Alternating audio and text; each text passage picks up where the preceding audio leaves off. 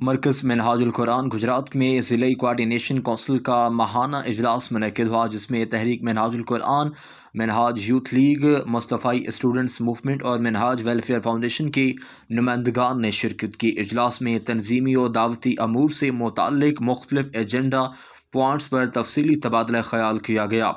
اس موقع پر 15 فروری کو سٹی گجرات کے تمام فورمز اور ضلعی فورمز کے زیر اہتمام قائد ڈے کی خصوصی تقریب منعقد کرنے کی تجویز پیش کی گئی، جسے سٹی کوارڈینیشن کونسل اور ضلعی کوارڈینیشن کونسل کے مشترکہ اجلاس میں حتمی شکل دے دی جائے گی۔